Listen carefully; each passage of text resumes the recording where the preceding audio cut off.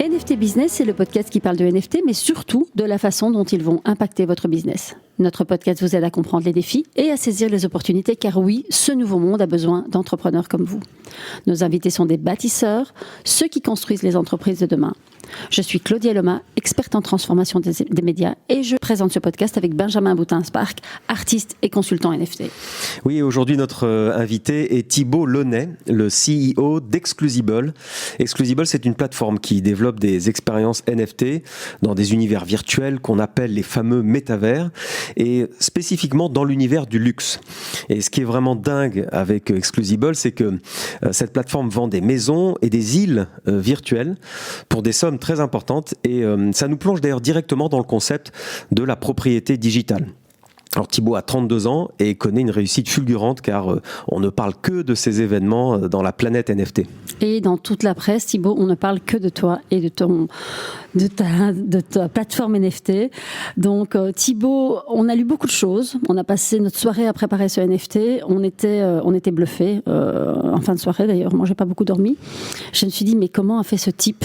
Comment a-t-il fait cette immense réussite ? Et surtout, comment est-il tombé dans l'univers des NFT, des métaverses.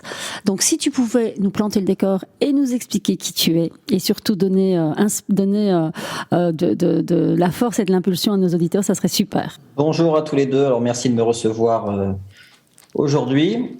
Alors, je suis Thibault, j'ai 32 ans, j'étais entrepreneur depuis l'âge de 22 ans. En fait, j'ai été salarié seulement 6 mois dans ma vie, où j'étais analyste financier à la Bourse de Londres. Je me suis rendu compte assez vite que être salarié, c'était pas forcément l'idéal pour mon profil, et donc j'ai créé une société à l'âge de 22 ans dans un secteur industriel très différent. J'ai créé une société minière où on produit de la bauxite, et la bauxite, ça sert à faire de l'aluminium. Et il y a 3 ans, avec mon autre business, on a fait un partenariat stratégique avec une autre société, et donc je suis devenu du jour au lendemain plutôt business angel, à investir dans des startups, et aussi à collectionner des choses. Depuis que je suis gamin, je collectionne. Et je commençais par collectionner des timbres, des pièces anciennes et des fèves avec mon père quand j'étais enfant, puis des cartes Pokémon quand j'ai grandi, puis des montres, puis de l'art africain. Et donc en fait, les NFT, moi j'ai commencé en tant que collectionneur il y a environ un peu plus d'1 an maintenant, où j'ai commencé par collectionner les cartes de foot sur Sorare. Vous avez peut-être entendu parler de ça. Oui, tout à fait. Française. D'ailleurs, quand j'étais gamin, je collectionnais les cartes Panini. Donc pour moi, c'était simplement une continuité. Et après, je me suis mis à acheter des terrains digitaux sur les différents métaverses, à titre personnel, les Sandbox, Decentraland. Il y en a un autre qui s'appelle OVR, où j'avais acheté, on se souvient, la Tour Eiffel, par exemple, pour 38 Ethers sur ce métaverse qui s'appelle OVR. Et après, la 3e catégorie d'NFT, c'est tout ce qui est les projets communautaires du type CryptoPunk, Bored Ape, dont vous entendez parler dans les médias, où en quelque sorte, quand on achète ce NFT, on fait partie d'un club. Ouais. Et au final, c'est pas si différent de si on a étudié à Harvard, on fait partie des anciens d'Harvard, ou si on a travaillé au BCG, on est un alumni du BCG, etc. Et donc, il y a un peu plus de 6 mois, peut-être 8 mois maintenant, avec mes associés, on a décidé de créer Exclusible, qui est une plateforme de NFT pour marques de luxe. Ok, donc 6 mois seulement. Ouais.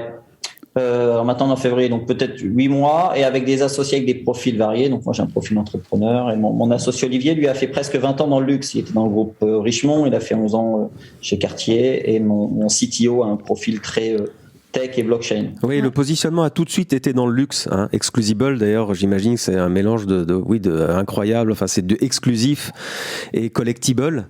Donc, on est là pour collectionner des objets de luxe, mais toujours des objets virtuels.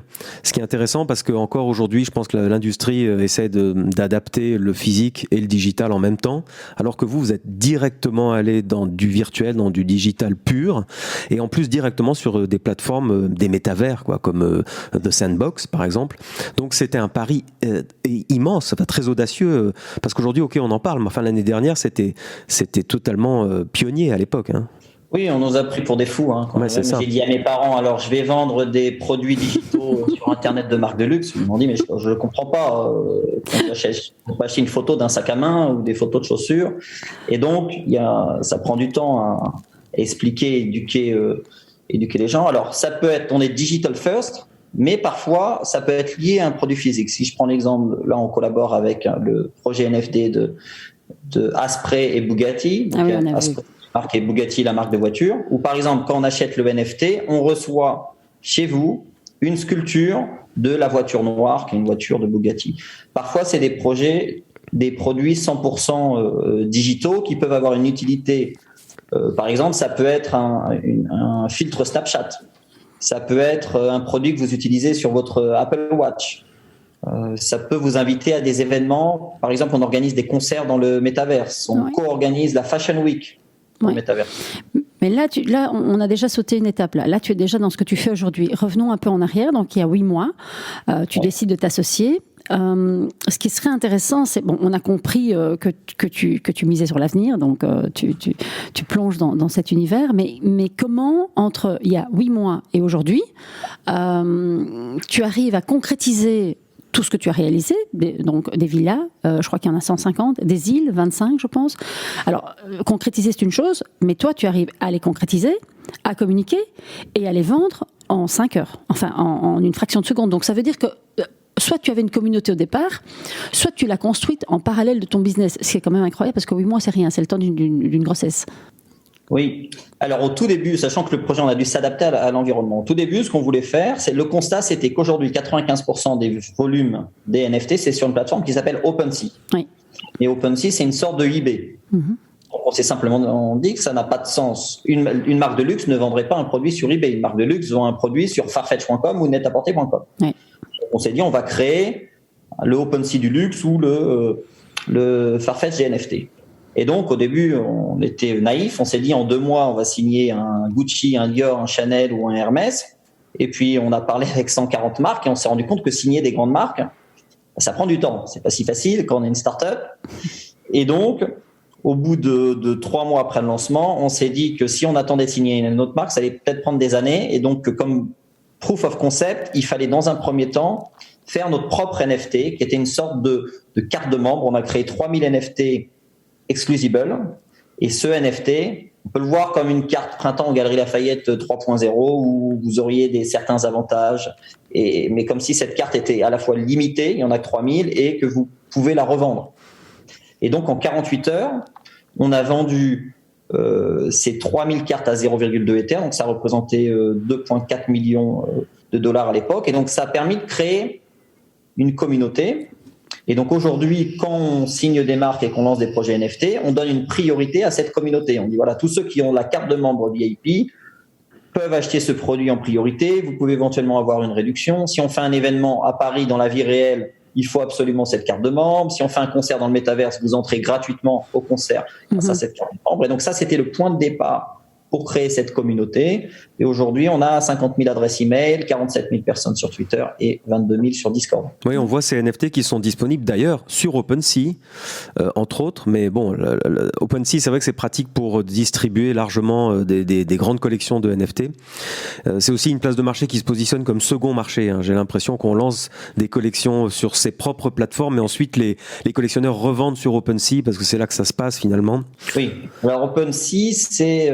effectivement, on peut le voir comme Le Bon Coin ou comme eBay. Donc nous, dans 1 mois, on va implémenter le second marché sur notre propre site. Donc les gens auront la possibilité soit de revendre sur exclusible.com ou sur OpenSea ou sur d'autres plateformes. Tout comme dans la vraie vie, si vous achetez un sac Hermès, vous pouvez aller le revendre sur une plateforme comme Vestiaire Collectif, mais rien n'empêche de le faire sur Le Bon Coin. En pratique, alors c'est intéressant. Alors ce que tu dis est intéressant, on peut parler à toutes les entreprises qui nous écoutent. Pourquoi ? Parce que tu as lancé une collection de NFT avec une roadmap, c'est-à-dire que tu as dit à ta communauté, aujourd'hui on commence, mais on a un plan d'action sur plusieurs années, voici comment il va se dérouler, donc ça s'appelle une roadmap, c'était un plan d'action finalement, et les gens se sont dit, ok, Exclusible nous propose déjà un univers du luxe, ce qui était nouveau à l'époque. L'année dernière, il n'y avait pas tellement de luxe, et puis en plus il y avait un côté un peu très traditionnel dans le luxe. On se disait mais comment adapter du digital dans du luxe ? Du luxe, c'est de la matière, ça se touche, ça se porte, ça se sent. Alors qu'en fait, toi, tu as compris que le luxe, c'était bien au-delà de ça, que ça pouvait tout à fait coller dans le digital. Et donc, tu as promis à ta communauté des événements, une roadmap, des ouvertures, des promotions, etc. Et donc, tu as pu fédérer des milliers de personnes en lançant un NFT. Alors, je l'ai vu, évidemment. Donc, il y a un visuel qui ressemble d'ailleurs à comme un mannequin avec des couleurs un peu flashy, fluo, etc.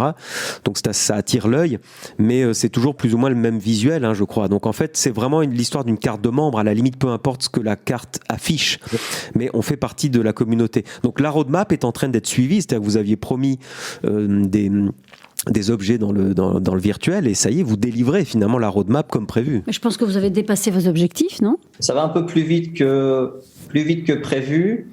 Alors la roadmap à chaque fois est évolutive. C'est ce qu'on essaie d'expliquer aux marques, c'est que quand on vend des NFT, ce n'est pas la fin, c'est que le début.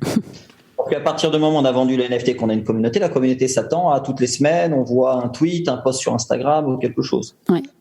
Et donc au début, on ne sait pas. Quand on a lancé notre propre NFT, on avait une vision métaverse, mais on n'avait pas pensé qu'on allait créer des îles, forcément faire des concerts, organiser la Fashion Week. Donc une roadmap, c'est quelque chose d'évolutif. C'est une base. Ouais. Et aujourd'hui, on est 25 personnes dans l'équipe. On a recruté 5 personnes de plus en 2 semaines. Donc, ça nous permet d'avoir une équipe solide de délivrer sur la roadmap. Aujourd'hui, la problématique du secteur, c'est qu'il y a plus de collections sur OpenSea que de communes en France. C'est des dizaines de milliers de collections. Et donc, tout le monde promet une roadmap. Sauf que souvent, c'est une personne qui est dans sa chambre. Et puis, quand on est une personne, c'est difficile de délivrer derrière. Ouais. Et quand tu vas voir les marques de luxe, tu leur vends ça comment ? Parce qu'en fait, derrière ma question, il y a est-ce que tu penses que les métaverses sont la suite logique de l'expérience utilisateur sur l'e-commerce ? Une des difficultés, parce que marque de luxe, ça veut tout rien dire, il y a des petites marques, il y a des grandes marques, et même au sein des grandes marques, il y a des marques qui sont plus innovantes, qui sont habituées à aller dans des environnements de jeux, de gaming. Si on prend Gucci, Balenciaga, Burberry, ils sont habitués à faire des choses dans des jeux comme Roblox, oui, dans des jeux comme Fortnite. Et si on parle avec Chanel ou Hermès, ce sont des marques beaucoup plus traditionnelles, liées à l'héritage, etc. Donc, il faut qu'on adapte notre discours et notre proposition de valeur à nos interlocuteurs. Et donc, une des premières choses qu'on essaie de comprendre, c'est quel problème ils essaient de résoudre. Est-ce qu'ils veulent avoir accès à une nouvelle audience, donc une audience plus jeune et différente de leurs consommateurs actuels? Dans ce cas-là, on peut aller dans des environnements de jeux. Ou alors, est-ce qu'ils veulent faire quelque chose d'exceptionnel? En gros, est-ce qu'ils veulent vendre un NFT à $1 million ou vendre 1000 NFT à $10? Et est-ce qu'ils sont prêts à intégrer leur CRM dans ces projets ou pas? Et donc, s'ils ne sont pas prêts à lier leur CRM, dans ce cas-là, on les redirige plutôt sur faire une très faible quantité sur des prix exceptionnels, tout comme si vous vendez quelque chose à Christie's ou Sotheby's et c'est une enchère exceptionnelle. Parce qu'à partir du moment où on fait 1000 ou 2000 NFT, il faut être prêt à avoir une roadmap, tous les 3 mois faire quelque chose, des événements, et la meilleure façon de le faire, c'est de le plugger à l'outil CRM. Ouais. Est-ce que tu peux détailler un peu ce que tu expliques donc pour que les marques qui nous écoutent comprennent le lien avec le CRM? Quel est le lien par rapport à l'objectif qui serait éventuellement de vendre? Alors, il y a plusieurs objectifs, se positionner comme une marque innovante, mais en général, derrière ça, il y a toujours de la vente. Donc, c'est quoi le lien avec le CRM? Qu'est-ce que tu fais des données, en fait? En fait, on essaie de plus simple. Si on parle avec le PDG des Galeries Lafayette ou de Printemps, ouais, ça c'est évident, ils ont déjà une carte Printemps, une carte Galerie Lafayette. Et donc, si on développe par exemple des projets NFT avec des groupes comme Printemps Galerie Lafayette, est-ce qu'on intègre ce projet NFT à leur communauté qui ont déjà des cartes de membres, ou est-ce que c'est totalement indépendant? Quand on parle avec une marque de luxe, donc toutes les marques de luxe sont déjà leurs clients VIP. Alors est-ce qu'on target le top 100 des clients? Donc dans ce cas-là, il faut des produits exceptionnels et on target leurs clients actuels. Et donc on va pouvoir inviter des personnes au Fashion Week par exemple. Mm-hmm. Ou alors est-ce qu'on veut target le mass market et donc avoir accès à des dizaines de milliers de personnes. Et dans ce cas-là, c'est une approche parce que même au sein des outils CRM des marques, ils ont plusieurs niveaux. Il y a les super VIP, il y a les VIP, et puis il y a des clients qui ont dépensé plus de 100 € par exemple dans leur boutique. Ouais, alors justement, tu parlais de différencier la cible, la clientèle, ça c'est très important. C'est ce qu'on explique nous à chaque fois qu'on vient nous voir pour un projet NFT. C'est la cible. Est-ce qu'on vise justement une nouvelle cible qui elle est très addicte aux NFT, ils ont tous de la crypto, etc. Ou simplement curieuse, ou est-ce qu'on va vers la cible traditionnelle et on les amène vers le digital?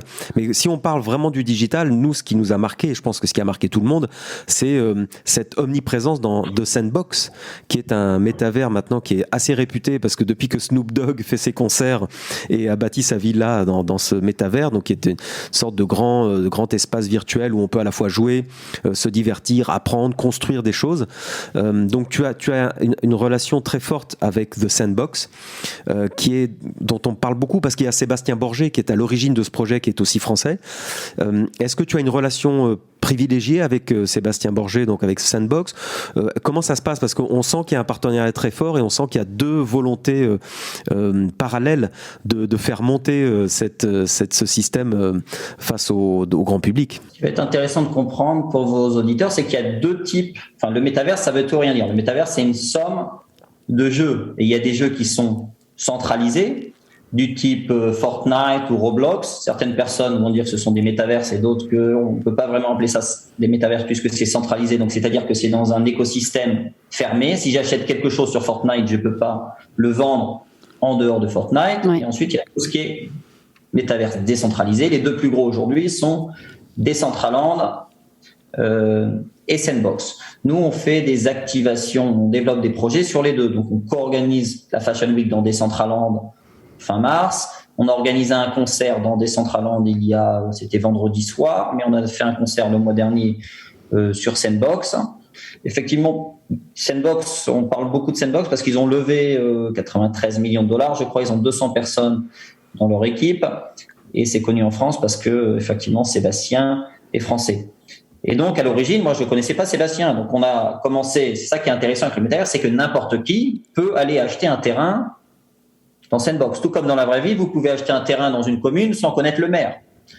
En pratique, si vous achetez 50 terrains dans la commune, après le maire vient vous rendre visite pour savoir qui vous êtes. C'est un petit peu comme ça. On a acheté 3 grands terrains pour 1,8 million de dollars. Et puis après, on s'est rencontré avec Sébastien parce qu'il s'est dit, bon, je vais essayer de comprendre qui sont ces personnes. Et puis il a vu qu'on organisait pas mal d'événements. Donc maintenant, on se connaît bien. Mais n'importe qui peut, un terrain pour avoir une idée. Donc une parcelle, c'est à peu près 1 hectare. Au total, il y a 166 000 terrains sur Sandbox. Donc, c'est à peu près la même taille que Londres. Et ce qui est intéressant, c'est qu'ils se sont engagés à ne pas créer plus de terrains. Et donc, ça attire les gens qui sont fans d'immobilier. Oui, il faut expliquer aujourd'hui que la bataille dans le métavers, c'est la course au terrain, la course à l'achat de land, donc d'un espace. Oui. Et effectivement, tous les métavers, par définition, sont bornés, s'arrêtent à un moment donné. Il y a une superficie délimitée. Et effectivement, tout le monde achète en prévision de l'explosion des visites dans 1 an, dans 2 ans, dans 3 ans. Personne ne le sait, mais pas tout le monde veut se positionner. Et c'est garanti, ça, qu'il n'y en aura pas plus? Alors, ils se sont engagés. Après, je pense qu'il pourrait, si du jour au lendemain, il décide de changer d'avis et de faire le contraire. Donc, c'est ça qui est intéressant. C'est-à-dire que quand on dit que c'est décentralisé, ces mondes, en réalité, il y a quand même il y a des humains qui gèrent. C'est une société avant tout. Oui. Et donc, c'est décentralisé sur l'usage, mais pas sur le principe décisionnel.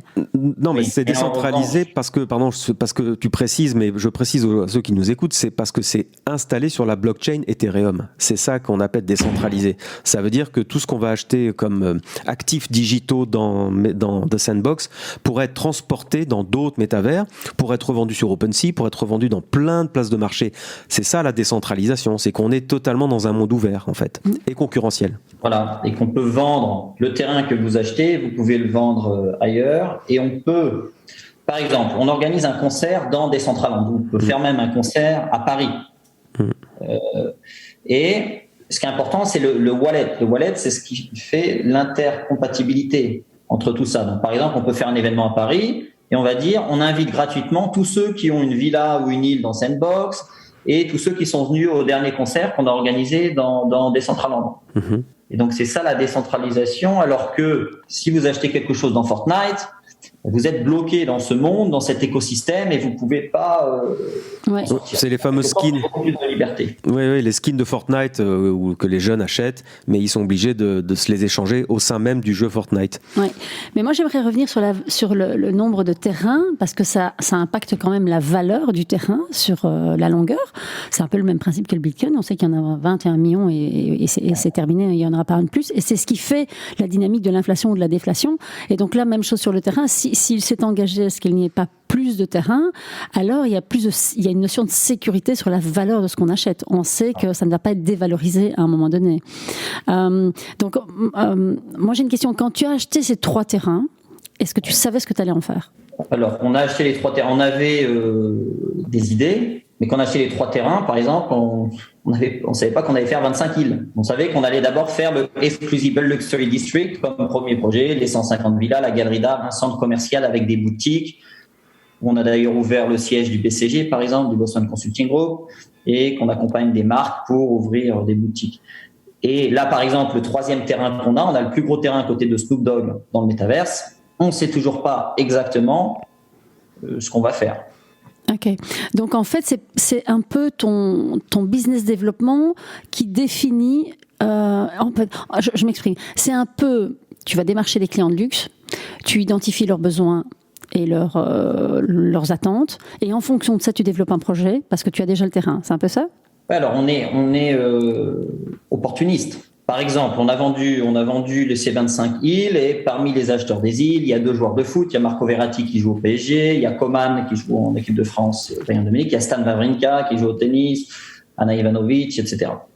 Et donc, ça ouvre des opportunités. Par exemple, Marco Verratti nous achète une île et puis on se dit, est-ce qu'on pourrait pas développer un projet NFT au Metaverse dans les prochains mois avec Marco? Ou si on fait un appel avec une marque et que la marque dit c'est très intéressant ce que vous faites dans le Metaverse, on leur dit écoutez, peut-être qu'on peut faire des choses ensemble, qu'est-ce que vous avez en tête? On échange des idées. Et donc, ce que j'ai en tête aujourd'hui, ça peut changer demain si. Ouais. Donc, on évolue. Oui, c'est ce qui est intéressant dans ce que tu fais avec Exclusible, c'est que vous êtes totalement pragmatique et vous inventez le futur. C'est-à-dire que c'est ce qu'on explique, c'est que personne ne sait aujourd'hui où vont les NFT, où vont les métavers, où va la blockchain. On ne sait pas. En revanche, on sait que c'est énorme, on sait que le potentiel est gigantesque. Et vous, Exclusible, vous êtes agile. Vous dites tiens, là il y a une opportunité, comme tu dis, opportuniste, mais dans le très bon sens. C'est-à-dire la technologie va nous servir à faire ça, à rendre des services aux gens, à les faire rêver, parce que clairement, moi j'ai vu l'opening de vos villas, vos magnifiques villas dans le métavers, donc virtuellement. Et franchement, il y a une mise en scène, ça fait rêver, c'est une vraie ouverture de. Et puis les maisons sont dingues. Alors justement, qui dessine vos maisons? Vous travaillez ça en interne ou vous sous-traitez la réalisation 3D des maisons et... Un peu des deux. Donc là, on est 25 personnes dans l'équipe, 5 personnes nous ont rejoints en 2 semaines pour avoir une idée. Et donc, on a une partie des builders, entre guillemets, des constructeurs, des designers qui sont en interne et une autre partie en externe. Et c'est un univers qui va très vite. Là, on cherche à recruter 10 personnes de plus.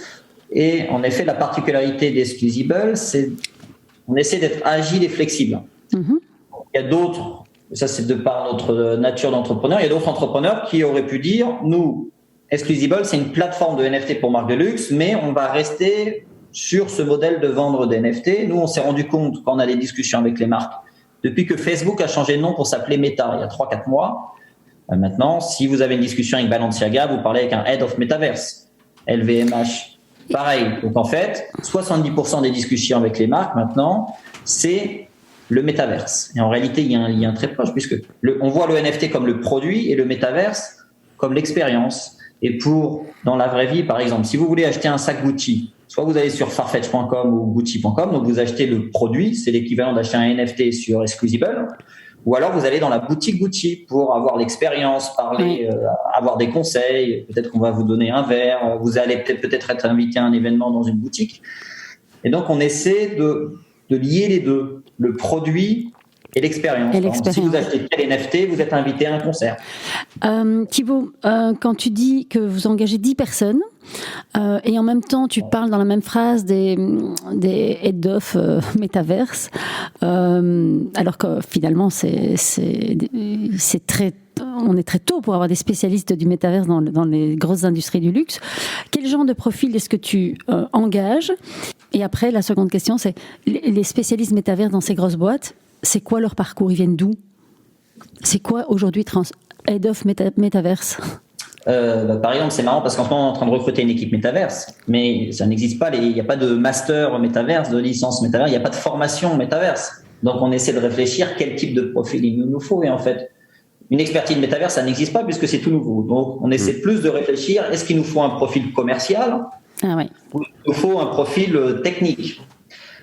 Et donc, chez Exclusible, on recrute des développeurs, donc des profils très techniques, mais en même temps, on est sur cet univers luxe, célébrité, etc. Donc, on recrute de plus en plus de personnes qui viennent de grands groupes de luxe, comme mon associé Olivier Mangeon qui a fait 20 ans dans le luxe. Dans le NFT et la crypto, il y a environ 90% d'hommes, donc on essaie de recruter de plus en plus de femmes. Et donc, ça, c'est vraiment du cas par cas. Donc, ce qui fait que dans mon équipe, j'ai des extrêmes. Moi, j'ai un profil très entrepreneur. J'ai des gens qui ont fait 20 ans dans des grosses entreprises. Puis, j'ai des gens qui bossent dans leur chambre, derrière leur ordinateur, depuis qu'ils ont 15 ans. Ouais. Mais j'ai remarqué ça développe l'hybridité des gens, c'est-à-dire que les profils mélangés, les profils à la fois tech et marketing, les profils qui comprennent en fait tout ça, sont extrêmement recherchés. Oui, mais pas que, parce que moi je suis très content de ce que tu dis, Thibaut, vraiment, je suis très content, parce que aujourd'hui, quand tu parles de NFT, de métaverse, à la plupart des gens, je reprends mes copines chez AXA et Estée Lauder, qui sont des pointures dans leur domaine, mais qui sont terrifiées en se disant, mais attends, mais moi je peux pas aller travailler dans les métaverses, j'oserais jamais postuler, j'y connais rien. Bon, alors j'ai envie de lui dire, il y a 6 mois, personne n'y connaissait rien non plus, donc lance-toi. Mais en fait, on a besoin d'avoir des profils qui ont des compétences de base utiles dans n'importe quel business. Et dessus, on met des couches de compétences, blockchain, NFT, métaverse. Et donc, je trouve que ton discours est assez rassurant, disant, je suis un entrepreneur, j'analyse d'abord la compétence de base, de quoi j'ai besoin, et puis, effectivement, il faut que ça soit des gens qui soient intéressés, et qui soient curieux, et qui ont un minimum de connaissances. Donc, je trouve ton discours over-rassurant. Alors, on est avant tout une société. Donc, dans une société, il faut un comptable, un directeur financier, un directeur marketing, un chef du digital, une équipe communication, des social media managers, des développeurs qui construisent la tech. Et donc, ouais, des métiers traditionnels, finalement. Et alors, ce qui est amusant, si on va plus loin, j'écoutais une conférence de Sébastien Borgé, justement le fondateur de Sandbox, qui expliquait tous les nouveaux métiers qui vont arriver dans le métavers, parce que tu disais que vous avez ouvert un centre commercial, il y a donc des villas, il y a donc des concerts, et à chaque fois qu'il dit concert, dit des personnes pour organiser le concert, des personnes pour encadrer, des personnes pour la musique, pour le son, pour imaginer des expériences. Dans les villas, il y aura des locations de villas, donc il y aura des agences immobilières, etc. Toute la vie réelle va se retrouver dans des architectes, et bien sûr des architectes. Et faut dire aux gens qu'aujourd'hui le métavers c'est totalement vraiment le tout début. Le vrai métavers, c'est l'immersion totale. L'immersion totale, on peut la vivre aujourd'hui avec un casque VR. La marque la plus connue, c'est Oculus, qui appartient à Facebook, enfin, qui appartient à Meta, comme on dit. Quand les gens auront à disposition, de manière ultra facile, un casque VR, ça peut être même par des lunettes adaptées, enfin, en tout cas, tous les constructeurs bossent là-dessus, alors on pourra se projeter réellement dans le métavers, et là, ça va exploser. Il y aura des dizaines de millions de personnes qui vont se précipiter dans cet univers pour se divertir, pour acheter des produits. Pour étudier, j'ai vu. Pour étudier, hein. Ouais. Tu parlais d'une école, là, aller voir des expos, oui, bien sûr. Donc vous, Exclusible, vous êtes vraiment à l'avant-poste en fait, de ça. Oui, mais en effet, c'est difficile de savoir comment ça va évoluer dans les prochains mois et quels vont être les différents use cases. Par exemple, une fois, j'ai fait un post, c'est un peu une blague, en disant on recherche un DJ, un prof de tennis, un pilote d'hélicoptère. C'est 3 use cases. Donc j'ai reçu plein de CV de gens. Bonjour, je suis prof de tennis, je suis pilote d'hélicoptère, j'ai fait la guerre en Afghanistan. En réalité, le DJ, ça c'est un use case qui existe. Aujourd'hui, il y a des concerts presque tous les jours sur des centrales. Évidemment, le prof de tennis, c'est un peu compliqué, bien que c'est avant tout des jeux. Par exemple, sur Sandbox, on peut créer un jeu de tennis et pilote d'hélicoptère. Je n'ai pas encore trouvé. Mais donc, tout ce qui est visuel, tout ce qu'on peut voir et tout ce qu'on peut écouter, c'est facile à mettre en place. On peut faire un musée, etc. Et tout ce qui est e-shop, donc en fait tout ce qu'on peut acheter dans un magasin, tout ce qu'on peut plugger un site de e-commerce à une boutique dans le métaverse. Après, il y a des choses où ça me paraît difficile. Il y a un restaurant qui nous avait contacté. Dit, je ne sais pas comment on va vendre des pizzas dans le métaverse. L'expérience, donc il y a des limites et parfois il y a des grands groupes internationaux qui nous contactent, un groupe de transport maritime, un groupe qui envoie du courrier, etc. Et parfois on comprend pas, parce qu'ils nous disent on veut absolument aller dans le métaverse. Alors, j'en parlais, c'est drôle que tu parles de consommation, parce qu'on connaît tous les wearables, donc c'est les choses, les vêtements qu'on peut porter dans le métavers, disons qu'on peut faire porter à son avatar, et alors il y a les consumables. J'ai appris ça avec Bilal, qui dirige Dogami, que tu connais bien évidemment, qu'on va recevoir dans notre podcast très prochainement, et lui propose de la nourriture pour ses chiens, évidemment, qu'il faut acheter en NFT pour nourrir le chien, pour qu'il garde la santé, et donc c'est les consumables. Il n'est pas exclu que nos avatars aient besoin de manger de la pizza prochainement dans les métavers. Dans ce cas-là, oui, ça serait l'intérêt du restaurant, pas tellement du restaurant, mais plutôt de la marque. Ça serait de se positionner, parce qu'effectivement, on ne va pas manger une vraie pizza dans le métaverse, mais ça serait de se positionner, de positionner la marque. Et donc, je pense que dans le métaverse, il y a plusieurs enjeux. C'est un peu l'enjeu, les besoins de toutes les marques, c'est le positionnement, les enjeux de visibilité de communauté et les enjeux de vente physique ou e-commerce. Et je pense qu'en fait, le métavers, c'est le prolongement de la vraie vie avec le prolongement des enjeux de la vraie vie et des industries. Et donc, c'est vrai que c'est intéressant aussi d'expliquer aux marques, parce que avec Bilal, on lui demandait quel type de partenariat. Il disait, bah oui, je vais chercher des partenariats avec des marques de croquettes pour chiens. Et donc, alors que si on part du principe la croquette pour chien, Royal Canin et métaverse, quel est le lien? Franchement, il faut se casser les méninges. Mais je pense qu'en étant créatif, on peut aller faire du positionnement de marque. Maintenant, moi je reviens sur ma question parce que tu as parlé d'e-commerce. C'est qu'aujourd'hui, tu as encore beaucoup de marques qui n'ont pas compris qu'en fait, aller faire de l'expérimentation, parce qu'aujourd'hui, tu peux pas vraiment vendre de la vente dans ton métaverse, mais tu vends de l'expérimentation pour être prêt pour demain, parce que aujourd'hui, il y a très peu de monde finalement au quotidien sur les métaverses, mais demain, on y sera tous pour des expériences diverses, de l'éducation, des concerts, de la vente, enfin de l'achat et de la vente, de l'échange, de la rencontre. Donc moi, j'aimerais bien revenir sur cet aspect e-commerce. Est-ce que tu as des clients qui aujourd'hui avancent dans le métaverse en se disant c'est là que je vais vendre demain? Il y a différents types. Il y a des sociétés qui le voient comme un outil de communication. C'est-à-dire qu'ils se disent on va mettre un pied dans le métaverse et on va avoir 10 articles et on verra, au moins on a une présence là-bas, on verra dans le prochain mois si on développe quelque chose ou pas, et surtout on veut le faire avant nos concurrents. Il y en a d'autres qui veulent développer des fonctionnalités. J'avais une société par exemple qui a pour ambition de faire des entretiens de recrutement dans le métaverse. Ah ouais. Au lieu de les faire sur Zoom, faire dans le métaverse. Et il y en a d'autres où on peut ouvrir une boutique et dans cette boutique vendre des produits. Ça peut être deux types de produits. Vendre des produits digitaux, donc des wearables, des vêtements qui peuvent être portés par les avatars, ou vendre des produits physiques, les mêmes qu'ils vendent sur leur site internet, ou vendre les deux d'ailleurs, dans la boutique.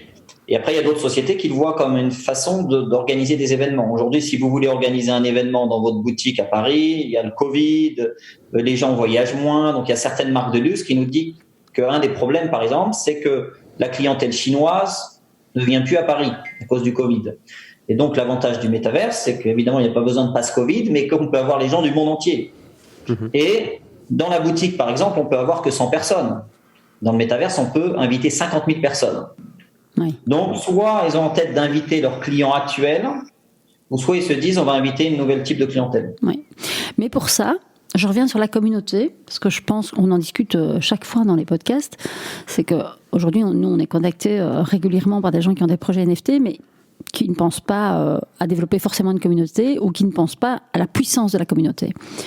Et toi, j'ai noté une phrase et tu dis sur le marché, il est plus facile de lever 50 millions de dollars que générer 10 millions de dollars de revenus. Il est plus facile de lever 10 millions de dollars que d'avoir 1000 clients. Et ça fait le lien avec la communauté. Donc toi, quand tu as un client qui vient chez toi avec un projet métaverse, est-ce que tu les accompagnes au niveau de la stratégie du développement de la communauté? Parce que je pense que ça, c'est vraiment le point. C'est pas de communauté, pas de chiffres en fait. Effectivement. Ça, c'est très important. Je vous donne un exemple. Dimanche soir, on a vendu 1000 NFT d'une marque de montre qui s'appelle Louis Moinet, qui est le créateur du chronographe.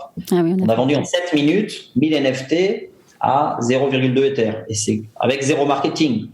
Pourquoi ? Parce qu'on a déjà notre communauté existante qui nous fait confiance et donc qui a décidé d'acheter ce NFT. Et entre-temps, le prix d'ailleurs du NFT est monté de 50%. Et donc souvent, les marques... Parce qu'il y a deux types de modèles. Nous, on est une sorte de Farfetch des NFT et il y a une autre plateforme, par exemple NFT Pro, qui est une solution de marque blanche. Et donc, il y a des marques qui disent on ne veut pas être sur une plateforme tierce, on veut être sur une plateforme marque blanche. Et donc, il y a des marques qui ont vendu, par exemple, sur NFT Pro et qui n'ont pas réussi à vendre ou si c'était des enchères qui ont vendu à des prix pas chers du tout. Puisque les marques pensaient que ça allait, entre guillemets, se vendre tout seul et qu'en plus, elles n'ont pas osé en parler sur leurs réseaux sociaux traditionnels, parce qu'en termes d'image, il y a des marques qui ont peur. Donc nous, on dérisque cet aspect communautaire.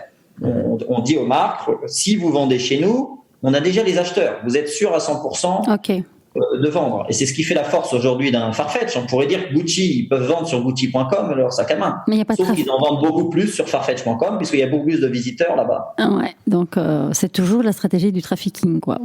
Comment on amène les gens à... Oui, puis progressivement pour les NFT, il y a des places de marché qui se spécialisent, qui s'ultra spécialisent, comme toi tu le fais, et c'est la question qu'on nous pose souvent, c'est mais enfin ma marque, je peux pas aller sur OpenSea ou Rarible parce que je serais mélangé avec un peu tout et n'importe quoi, ce qui est vrai. Et donc tu es à l'initiative de places de marché spécialisées, voire même en marque blanche aussi. On peut proposer ça à des clients qui nous questionnent. On peut leur dire, mais fabriquez votre propre place de marché avec une technologie qui existe déjà. On plug la techno qui est existante et on vous fait une place de marché. Moi, j'ai une autre question, Thibaut. J'aimerais t'interroger sur le gaming parce que ça aussi, on nous questionne. Mais enfin, les métavers, ça ressemble à des grands jeux vidéo. Alors oui. Et bien sûr, au départ, il y a la communauté gamer qui est totalement pionnière dans ces métavers et qui a envie de développer ça parce que effectivement, les avatars ressemblent aussi à des personnages dans les jeux vidéo.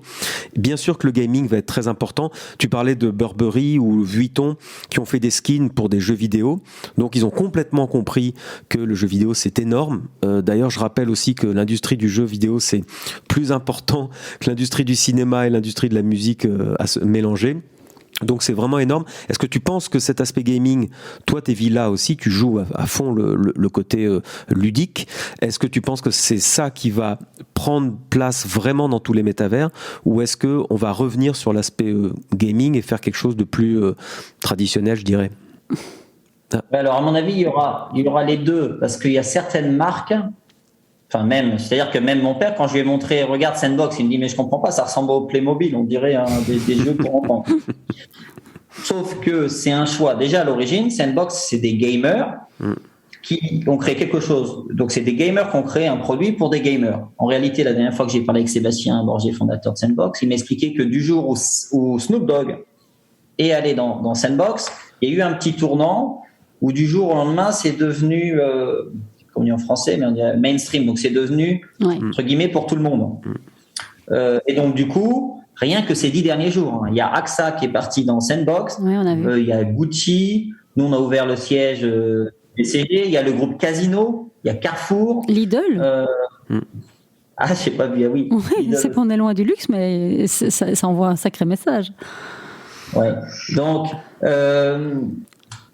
Donc nous, on veut targeter deux types de communautés, donc les gamers, mais aussi faire venir les gens du monde traditionnel dans ces métaverses. Alors il y a une partie de ces gens qui trouvent, pour qui le design n'est pas un problème, et il y en a d'autres pour qui, ah non, j'aime pas le design, je préfère quelque chose de plus réaliste. Et donc je pense qu'on va voir l'émergence de nouveaux métaverses qui vont être beaucoup plus réalistes en termes de design. Mais la grande question, c'est ce qu'ils vont être capables de faire venir une communauté.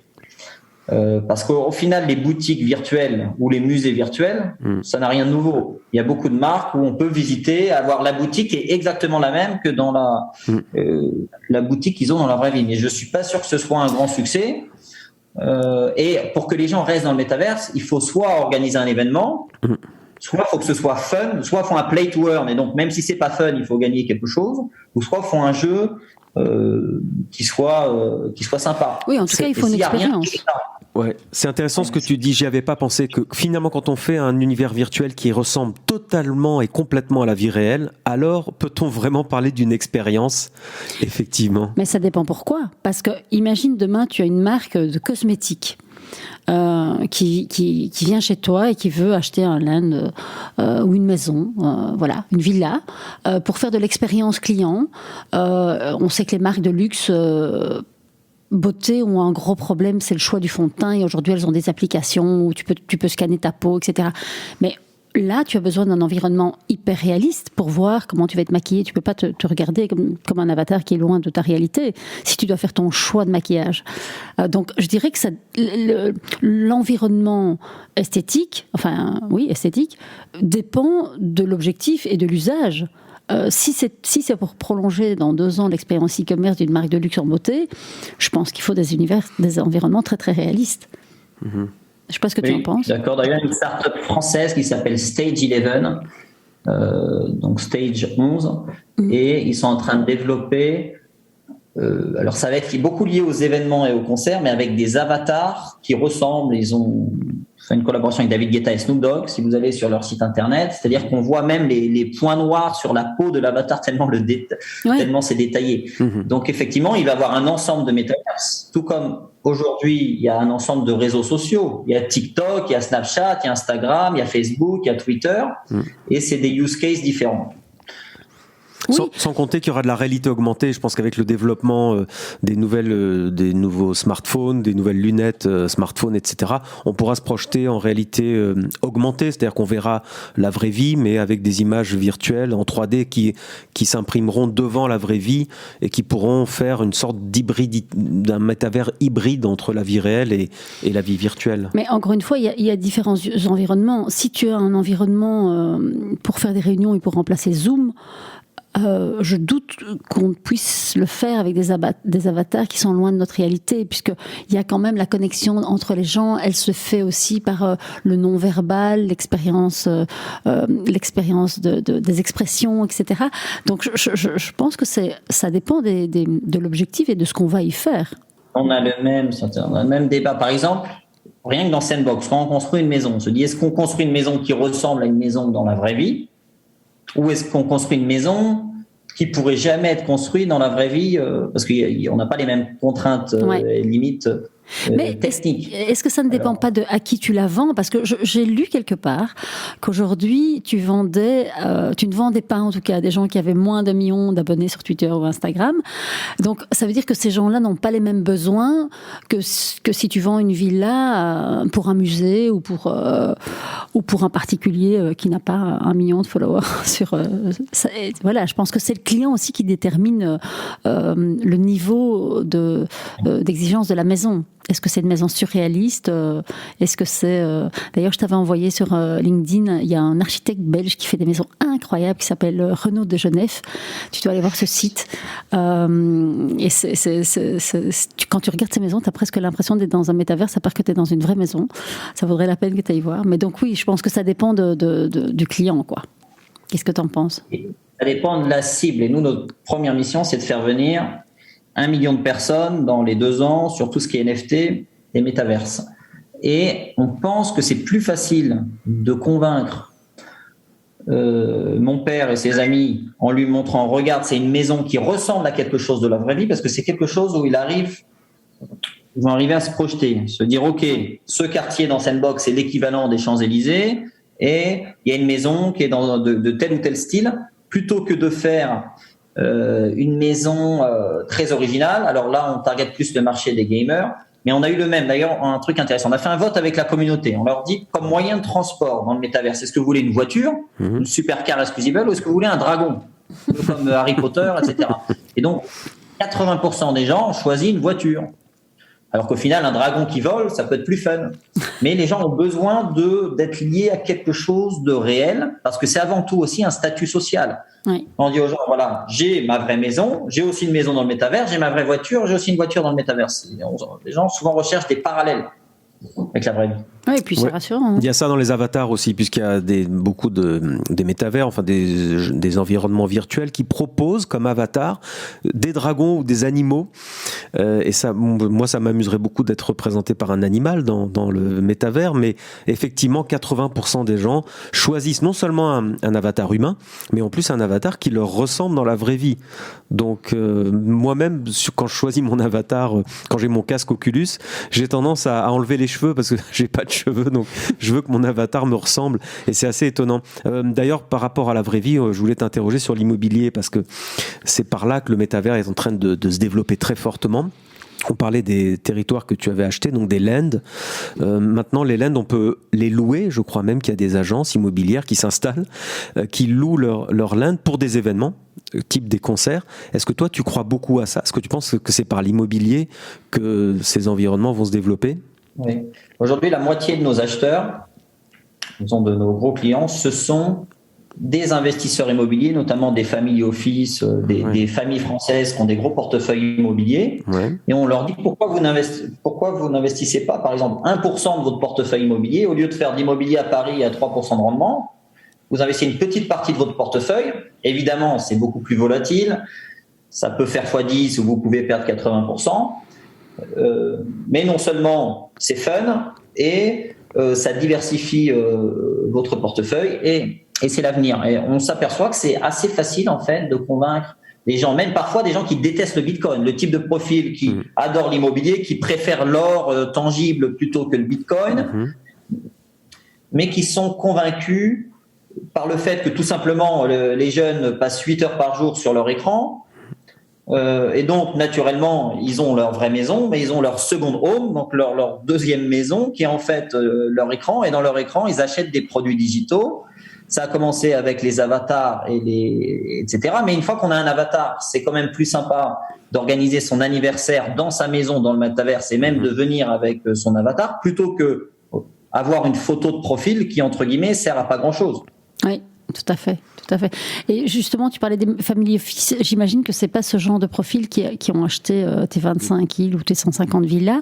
Ça, quel est le profil de tes clients? Est-ce que ce sont des gens qui ont fait des fortunes en crypto et donc qui achètent en crypto, ou est-ce que tu as des gens plus classiques, j'ai envie de dire, plus traditionnels? C'est quoi le profil? Alors, il y a parfois des profils assez traditionnels. On a par exemple le family office de Afflelou, Romain Afflelou, qui est des fondateurs Afflelou, qui nous a acheté une île. Il y a un autre family office français. Il y a Dan Holzman, qui est un milliardaire, qui a pour 1 milliard d'immobilier en Suisse, qui est le propriétaire du club de foot du FC Basel. Donc, il y a des gens comme ça du monde immobilier traditionnel qui, d'ailleurs, nous font des virements bancaires, puisque pour payer, il y a deux façons. Soit on paye en crypto, en Ethereum, ou soit on paye en virement bancaire. Et parmi ces gens-là, il y en a qui n'ont pas de wallet crypto. Ah oui. Ah bah dans ces cas-là, quoi, tu leur crées un wallet pour eux, custodial, comme on dit? Alors du coup, on les aide pour leur dire voilà, il faut télécharger MetaMask, parce que même s'ils font un virement bancaire, ensuite, il faut qu'on transfère nous le NFT dans leur wallet. Ah oui. Donc on leur explique comment faire. Donc ça, c'est un type de profil. Et puis ensuite, il y a des gens qui sont dans la crypto, qui en ont marre de voir ces projets NFT de ce qu'on appelle PFP, de profile picture, donc de photos de profil qui servent à rien, qui se disent c'est quand même plus sympa. Là, j'ai un NFT et dans ce NFT, je peux faire des fêtes, des événements, je peux éventuellement le monétiser. Je peux me balader, je peux faire des photos, des vidéos, c'est toute une expérience. C'est très intéressant ce que tu dis, parce que je lis des choses sur les métavers, et on parle souvent des maisons, et les gens disent mais une maison c'est fait pour y habiter, mais il faut pas le voir comme ça, il faut voir que on aura toujours sa maison pour habiter dans le monde réel, et on pense à une maison virtuelle dans un métavers comme maison de campagne, c'est-à-dire pour recevoir des amis, faire des fêtes, se retrouver et montrer par exemple une collection de tableaux, une collection d'œuvres d'art digitales par exemple, et donc c'est répondre à d'autres besoins que les besoins primaires qui sont de se loger, de se nourrir, etc. Ce sont des besoins d'interaction sociale. Et quand il y aura beaucoup d'événements sociaux dans le métavers, alors on sera ravi d'avoir une maison, et je pense qu'on pourra louer une maison, peut-être en crypto, peut-être que ce sera quelques euros. C'est pas forcément cher d'ailleurs de louer une maison dans le métavers, mais vous allez, vous, Exclusible, organiser carrément une agence pour ça? Vous allez proposer vos villas à la location? Alors aujourd'hui, ce qu'on fait, on organise des événements, 1 à 2 événements par mois. Et parfois, ce sont aujourd'hui, ce sont d'autres communautés crypto, mais ça pourrait être des marques qui nous payent pour organiser des événements. Donc on peut le voir, c'est un peu comme si on est des organisateurs d'anniversaires, de fêtes et de mariages en quelque sorte pour le moment. On a un lieu, on a 3 lieux, on leur dit est-ce que vous voulez faire la fête dans tel lieu, dans tel lieu, dans tel lieu? Est-ce que vous voulez personnaliser? Si oui, vous voulez personnaliser, ça a un coût supplémentaire. Et donc ça va être intéressant effectivement de voir à quel point le marché de la location dans le métaverse se développe. Et sinon, un truc amusant, il y a beaucoup d'agences immobilières qui nous contactent aujourd'hui parce qu'ils ont des demandes de leurs clients sur ces sujets métaverse. On parle de très grosses agences de luxe très connues qui veulent des maisons qui valent 5 millions, 10 millions, etc. On essaie de réfléchir à des partenariats, puisque l'image de marque et la crédibilité auprès d'une clientèle traditionnelle, de dire ok, vous achetez une maison à Monaco ou à Saint-Tropez, mais si vous voulez, vous pouvez avoir soit la même maison, vous construisez exactement la même dans le métaverse, ou quelque chose de différent, et dans cette maison-là, soit c'est un statut social, et entre guillemets, vous en faites rien, mais quand vous allez à des dîners, vous dites à vos copains que vous avez une île dans le métaverse, ou soit vous organisez des événements ou encore vous pouvez les louer à des sociétés ou autres. Génial. Mais donc je reviens sur l'événement, ça veut dire que si demain on veut organiser NFT Belgique par exemple, un événement, on peut venir chez toi en te disant voilà, on a un projet d'événement, est-ce qu'on peut le réaliser dans ton métavers sur un terrain? Donc ça veut dire que tu n'es pas... On a fait les fêtes de NFT Paris, à la fois dans Decentraland et dans Sandbox. Et donc maintenant il y a une conférence à Paris, NFT Paris, et donc il y a d'autres conférences qui nous contactent en nous demandant de faire en même temps. Parfois, ils vont faire un événement physique à Paris, par exemple NFT Paris, il y a une fête physique. Et puis pour tous les gens qui n'ont pas la possibilité d'aller là-bas, soit parce qu'ils sont tout simplement pas en France ou il n'y a plus de tickets. Souvent, toutes ces conférences-là, il n'y a pas plus suffisamment de tickets. Et ils peuvent venir faire la fête avec nous dans le métaverse. J'aimerais t'interroger sur l'interopérabilité des métavers, parce que tu parles tout le temps donc de Sandbox et de son concurrent qui s'appelle Decentraland. Alors moi je pratique les deux, je vais plus souvent dans des concerts sur Decentraland parce que j'ai peut-être plus l'habitude, mon wallet est connecté en permanence, etc. Mais alors, comme les deux métavers sont basés sur Ethereum, la blockchain Ethereum, on pourrait imaginer que ta villa qu'on a achetée dans Sandbox, est-ce qu'on peut, c'est une question naïve que je pose, je ne sais même pas, est-ce qu'on peut projeter reconstruire la villa qu'on t'a achetée? Est-ce qu'on peut la reconstruire dans Decentraland, par exemple? Pas exactement, puisque c'est pas la même technologie, pas le même design. En fait, sur Sandbox, c'est quelque chose qu'on appelle voxel. Donc moi-même, quand je recrute des équipes, c'est pas les mêmes personnes qui construisent sur Sandbox et qui construisent sur Decentraland. Okay. Pour Sandbox, il faut des 3D voxel designers. Donc c'est pour ça que vous voyez ce style un peu pixelisé du type Minecraft. Donc souvent les gens pensent que en fait c'est volontaire. Quand Sébastien Borget a créé ce style, c'est pas une erreur. Il y a des gens qui disent ah oui mais alors c'est un peu moche, je comprends pas, mais les gamers adorent. C'est parfaitement volontaire d'avoir ce style. Comme des Lego un peu. C'est le style Lego. Voilà. C'est un choix. Et ensuite Decentraland, c'est tout ce qui est 3D comme Unreal ou Unity, et donc c'est un design différent. En revanche, nous on réfléchit en interne à développer un outil qui permet, imaginons que vous avez une maison sur Decentraland et pour convertir cette maison sur Sandbox, et donc du coup, entre guillemets, c'est la même mais dans un style Lego, dans un style voxel.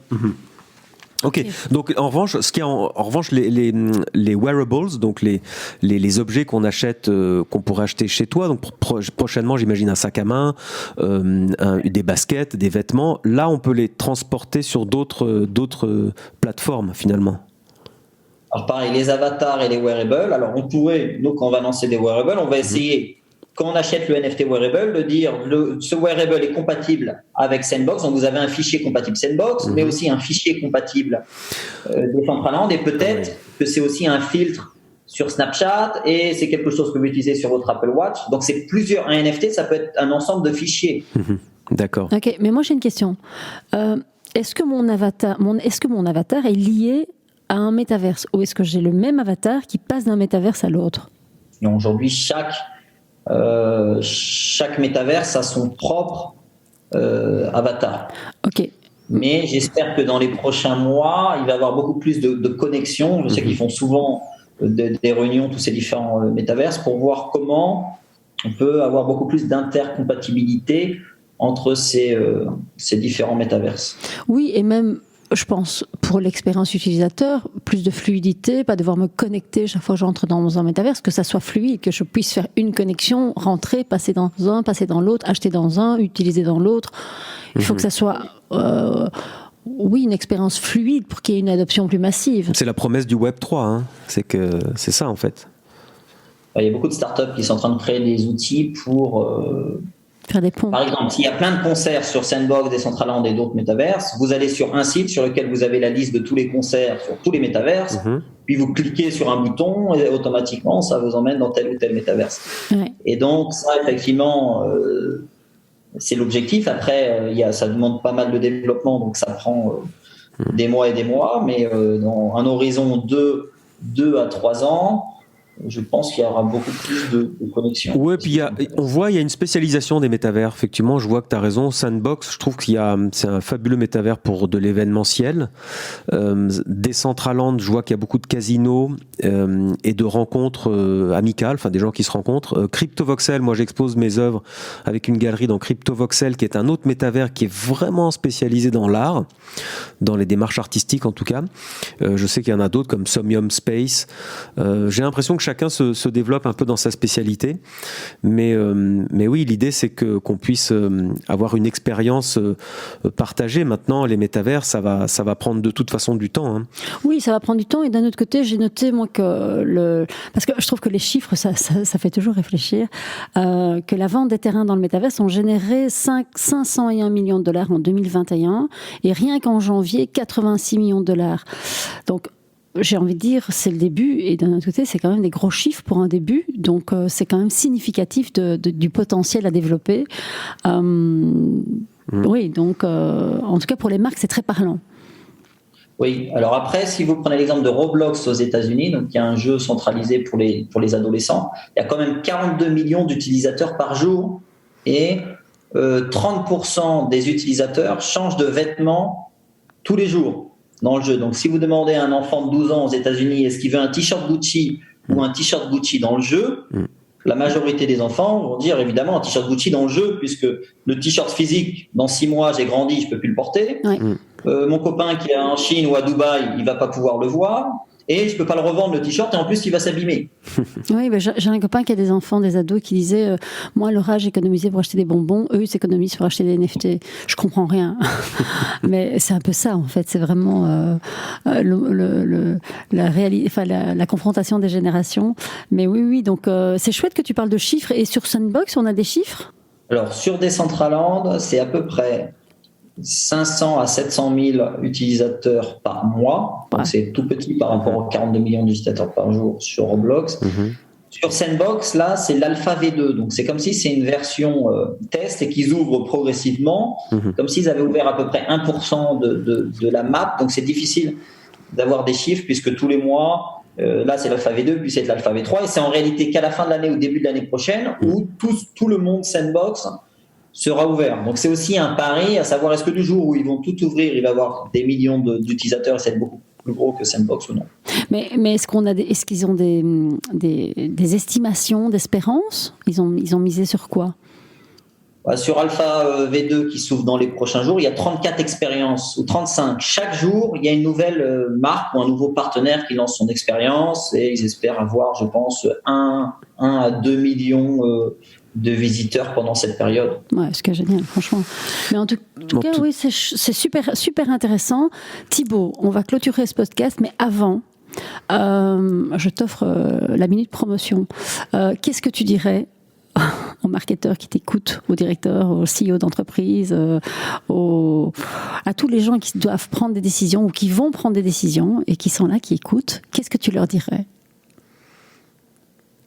Je dirais que je pense qu'il faut être dans le métaverse ou le NFT. Après, ces marques souvent ont peur que ça associe leur image il y a beaucoup de scams, des arnaques, etc. Mais il y a plusieurs façons d'être dans le métaverse. On peut organiser un événement, faire une fashion week ou avoir une galerie. On n'est pas obligé de vendre des choses. Et donc, je pense que c'est indispensable pour ces marques d'être présents. Mais après, comme il y a différentes formes, il y a plusieurs façons de... Ok, tu co-crées avec eux, quoi. Tu co-crées le business du futur avec eux. Thibaut, en tout cas, on peut préciser qu'on te retrouve, donc on peut te trouver toi sur LinkedIn, sur les réseaux sociaux. Sinon, on retrouve surtout Exclusible, ta plateforme NFT. On la retrouve très facilement en tapant ça dans un moteur de recherche. Et on peut te contacter si on a des projets. J'imagine vous êtes ouvert à tout l'univers du luxe qui aurait des projets avec vous dans les NFT et les métavers. Et tant qu'à faire, pour profiter... On fait les supercars, la mode, les supercars, les montres, les marques de beauté, tout ce qui est autour des célébrités, tout ce qui fait rêver. Donc, c'est pas uniquement le luxe, mais ça peut être une série Netflix, ça peut être plein de choses. Tout ce qui est aspirationnel, en fait. Ah oui, moi je veux bien aller prospecter pour toi, Orelsan. Je viens de regarder la série, je suis bouleversée encore. Et je me dis qu'il a tout à fait le profil pour aller faire un concert. Ah oui, un concert d'Orelsan avec toi, ce serait génial, non ? Ah ouais, je vais avec toi si tu veux. En plus, il vient de Caen, en Normandie, comme moi. Ah ben voilà, mais vraiment, écoute, tu as regardé la série sur Amazon Prime ? Tu dois vraiment regarder. Hein. Je travaille trop, malheureusement. Il va falloir que j'arrive à trouver le temps de regarder des séries. Voilà. Et si tu recrutes, tu peux aussi faire un appel à candidature. Est-ce que les gens prennent contact avec toi directement ou comment ça se passe ? Alors, prendre contact avec moi, c'est difficile parce qu'en ce moment, je reçois 200 à 300 messages par jour. En revanche, il y a jobs.exclusible.com où il y a une dizaine d'offres de jobs sur à la fois des profils techniques et des profils commerciaux, marketing, etc. Ok, on mettra ça sur la description du profil. En tout cas, merci, c'était super et très très riche. Et alors, on en profite pour demander aux auditeurs de nous follower sur les réseaux et de nous mettre des étoiles sur Apple Podcast et Spotify. Parce que heureusement et malheureusement, nous sommes sous la loi des algorithmes et vos avis et vos étoiles comptent. Donc, merci de nous apporter votre soutien de cette façon. Merci de nous avoir écoutés et à très bientôt sur ce podcast. Merci Thibaut, très belle journée à toi. Au revoir. Merci. Merci, salut à tous.